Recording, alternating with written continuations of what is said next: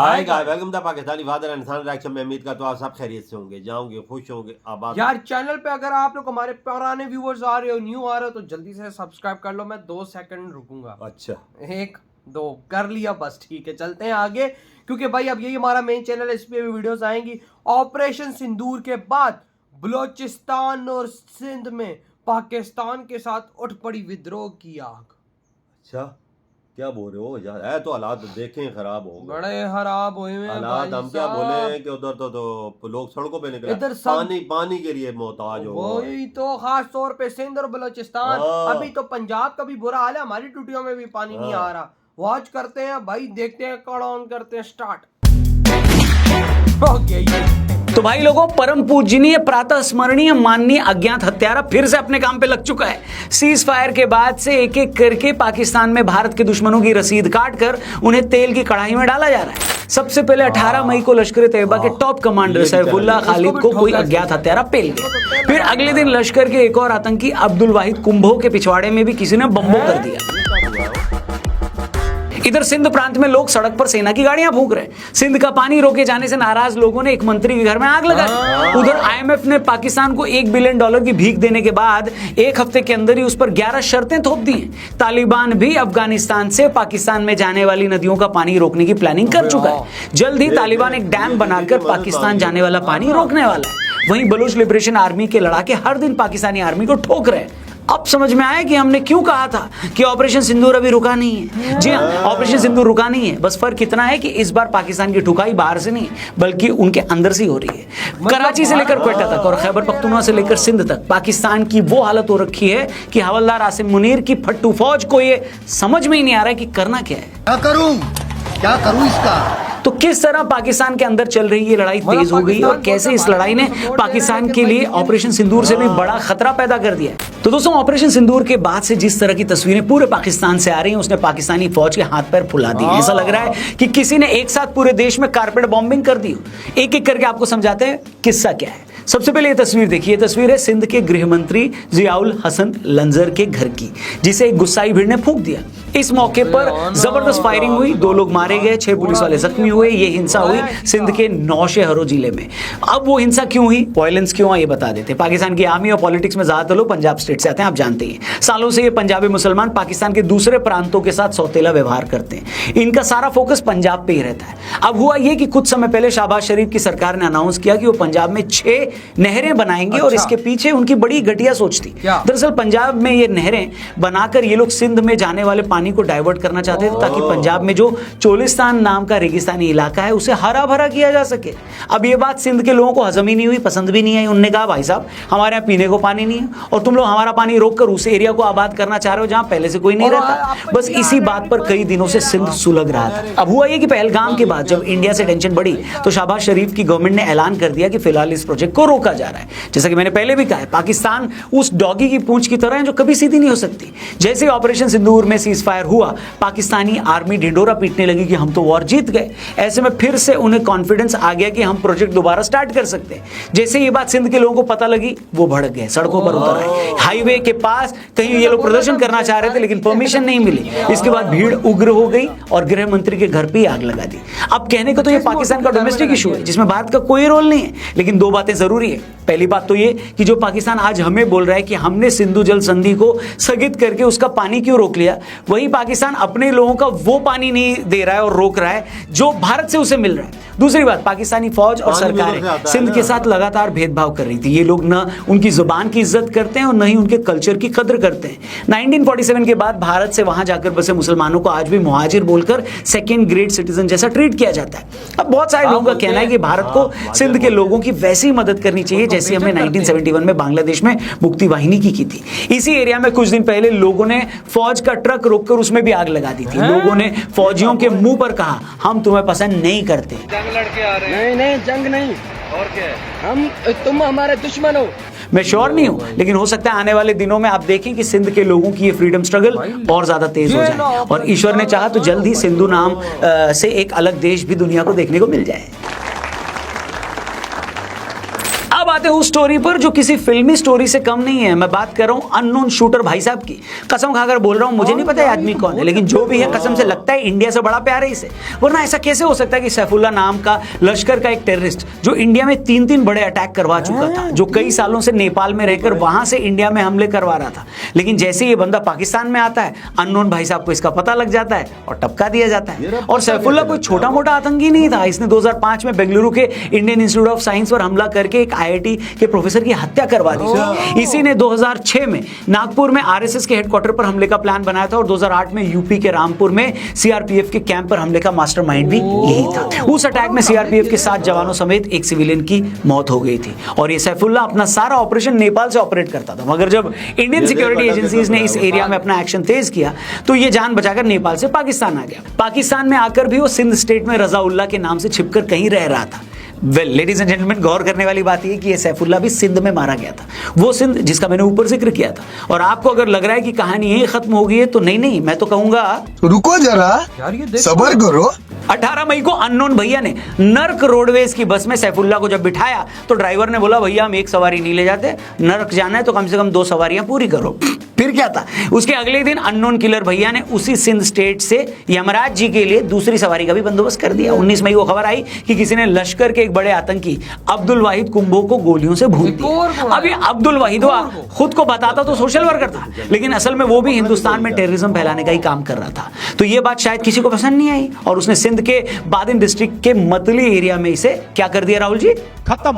और ये तो सिर्फ हाल फिलहाल के 2 मामले मैंने आपको बताए, पिछले 2-3 सालों पर नजर डाले तो सिर्फ पाकिस्तान में ऐसे 15 के करीब टॉप टेररिस्ट मारे जा चुके हैं, जिनके बारे में हमने पहले भी एक डिटेल वीडियो बनाई थी। आप चाहें तो ऊपर आई बटन पर क्लिक करके वो वीडियो भी देख सकते हैं। अब आप पूछेंगे रौनक भाई ये परम आदरणीय अननोन किलर वाला मामला क्या है, ये वर्क कैसे करता है और जो लोग ऐसा कर रहे हैं वो कौन है, तो चलो आपको वो भी समझाने की कोशिश करते हैं। तो बात ऐसी दोस्तों कि आज से 10 साल पहले तक आपने देखा होगा कि पाकिस्तान लगातार न्यूक्लियर बॉम्ब की धमकी देकर भारत में आतंकी हमले करवा रहा था और हम बार बार ये सोचकर रुक जाते थे कि यार इसके पास तो न्यूक्लियर बम है या हमें लड़ाई में अपना टाइम बर्बाद नहीं करना है, हम उभरती हुई इकोनॉमी है। मगर 2014 के आसपास भारत को ये समझ आ गया कि यार हम हाथ पर हाथ रखकर तो नहीं बैठ सकते। यही वो टाइम था जब हमने इजराइल वाली स्ट्रैटेजी अडॉप्ट कर ली। आपने देखा होगा इजराइल चारों तरफ से दुश्मन देशों से घिरा है, जिनकी कोशिश यही रहती है कि वो इजराइल को बर्बाद कर दें। तो इजराइल क्या करता है, वो इन देशों में कोवर्ट ऑपरेशंस चलाकर इन कंट्रीज में बैठे अपने दुश्मनों को ही मरवा देता है, ताकि इससे पहले वो दुश्मन इजराइल का कुछ बिगाड़ पाए, इजराइल उनका गेम बजा देता है। ऐसे एक नहीं 20 मामले। इजराइल ने लेबनान में हिजबुल्लाह के आतंकियों के पेजर ब्लास्ट किए, उसके पीछे भी यही स्ट्रैटेजी थी।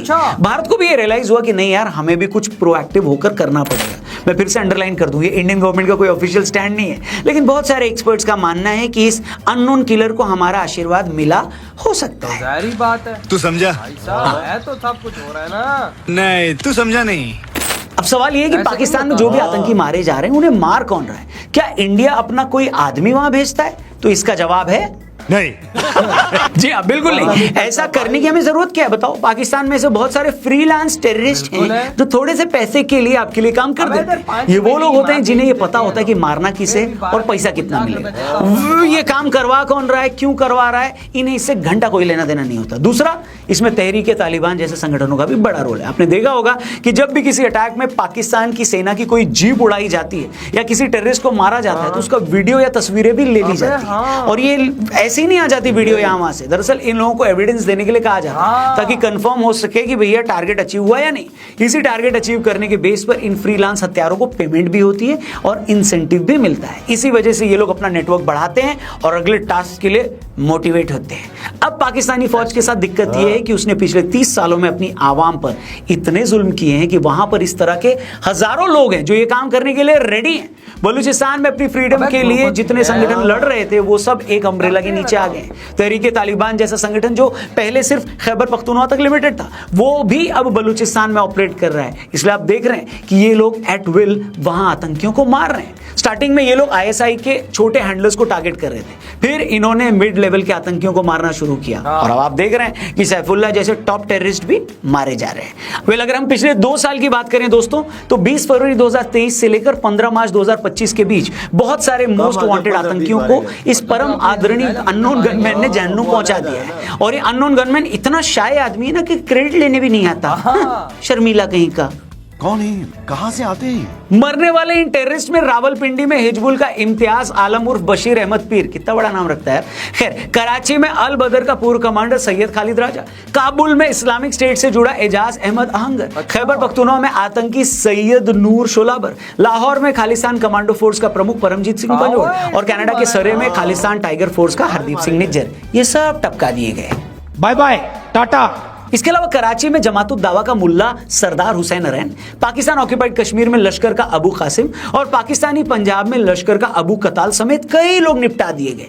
अब ये सब गरीब या तो आदरणीय अज्ञात हत्यारे के हाथों मारे गए या पता नहीं चला कि किन हालातों में ये अल्लाह को प्यारे हो गए। गुड बाय गया। और जैसे कि मैंने कहा ना, कहानी तो अभी शुरू हुई है, पिक्चर अभी बाकी है मेरे दोस्त। मुनीरवा ने 3 दिन की जंग में भारत के हाथों जलील होने के बाद भी खुद को फील्ड मार्शल बना दिया। उधर उनकी फौज और पुलिस अपने ही मुल्क में जूते खा रही है। हम तो चाहते हैं तुम ऐसी गलतफहमी में जीते रहो, चाहे तो मुनीर इस हार के बाद खुद को यूएन का सेक्रेटरी बना ले, हमें घंटा फर्क नहीं पड़ता। तुम्हारी ठुकाई यूं ही जारी रहेगी और ये ठुकाई हम किसी दुश्मनी या नफरत में नहीं कर रहे हैं। ये वो ठुकाई है जो मुनीर और पाकिस्तान ने अर्न की है। बलूचिस्तान हो, सिंध हो या खैबर पख्तूनख्वा, यहाँ हम उसे नहीं पेल रहे हैं, यहाँ उसी के लोग उसे रेल रहे हैं। हम तो बस क्लास मॉनिटर की तरह ये चेक कर रहे हैं कि सारा काम प्रॉपर तरीके से हो रहा है नहीं हो रहा है। हेलो वेल, कुछ लोग पाकिस्तान को चाइना की नाजायज औलाद बोलते हैं या चाइना का माल बोलते हैं, और जो लोग ऐसा बोलते हैं वो ये समझ ले कि चाइना का माल ज्यादा टिकता नहीं है। पाकिस्तान की भी एक्सपायरी डेट आ गई है और एक्सपायर्ड माल अपने आप कूड़ेदान में चला जाएगा एक दिन। जी हाँ, कूड़ेदान, इतिहास का कूड़ेदान, जहां किसी को एक दिन ये याद भी नहीं रहेगा कि पाकिस्तान नाम की कोई बीमारी धरती पर कभी एग्जिस्ट भी करती थी या नहीं।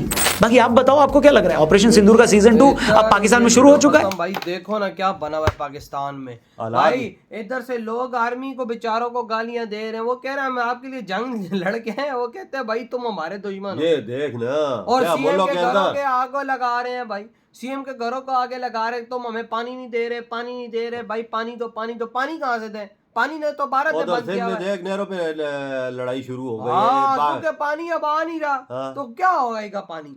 उधर से भाई साहब भारत ने पानी बंद किया हुआ है। हाँ, भाई साहब यहाँ पे तो भारत ने पानी बंद करा के इधर के लोगों में लड़ाइयां करा दी हैं। ये देखो ना, भारत के पास कितनी बड़ी ताकत है। पानी बंद करने के बाद आप रिजल्ट तो देखो कि लोगों ने एक दूसरे को मारना शुरू कर दिया इधर ये तो पानी के लिए। भाई देख लो भारत के पास कितनी बड़ी ताकत है। भारत ने एक पानी का गेट क्या बंद किया, 25 करोड़ पाकिस्तानी तिल मिला गए। ये 5-6 दिनों बाद और देख क्या बनता है। क्योंकि भाई अभी तो हमारे पास भी पानी नहीं आ रहा, हम भी बोतलें ले रहे हैं भाई साहब, 200-200 रुपए की 1.5 लीटर की बोतल हमें पानी की फिलहाल मिल रही है। टूटियों में पानी नहीं आ रहा, क्यों नहीं आ रहा ये रीजन हमें भी पता है, लेकिन यहाँ के लोगों को फिलहाल तो नहीं पता ना कि रीजन क्या है, लेकिन हमें तो पता है ना क्या रीजन है। तेरे सारे ये दरिया बंद है, उनमें पानी न हो तो ये हालात होंगे। हाँ इंडिया ने बंद कर दिया सब और कुछ। एक बात बता दूं, इंडिया पानी खोलेगा और ऐसा पानी खोलेगा कि आधा पाकिस्तान डूब जाएगा। तैयारी पहले कर लो, कोई बना लो। हाँ, क्योंकि भाई साहब अभी भारत अपना लेवल बढ़ा रहा है। लेवल जब उसका बढ़ेगा तो वो पानी छोड़ेगा,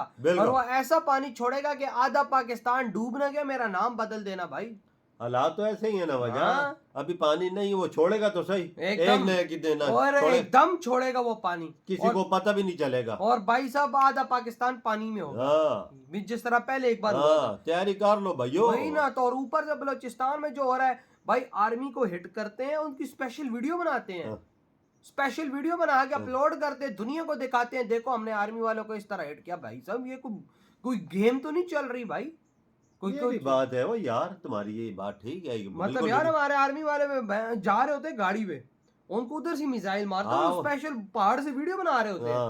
बिल्कुल। और भाई वो मैंने एक वीडियो देखा तो चीथड़ उड़ते हुए मैंने देखा, यार मेरा दिल हिल गया, ये क्या कर रहे हैं। बिल्कुल, अपने लोग यहाँ के अपने लोगों को ही मार रहे हैं। इधर के ही है ना सब कुछ, कोई बाहर से तो नहीं आता। और जहाँ तक बात है कि फंडिंग मंडिंग की, और जहाँ तक सारा सीन है इन चीजों का, यार ये पाकिस्तानी लोगों के सामने तुम प्लेट बिरयानी की रख दो ना, ये कुत्ते की तरह दो में लाते हैं तो लाखों रुपए की, तो फिर बात ही अलग है। बिल्कुल। और वाकई में इधर पाकिस्तान में ऐसे एरिया हैं जो 1 लाख रुपए पे तुम बंदे का नाम बताओ उसको मार के आ जाए, 10 बंदों को ठोक देंगे। ये सच है, यहाँ पे हैं ऐसे लोग यार।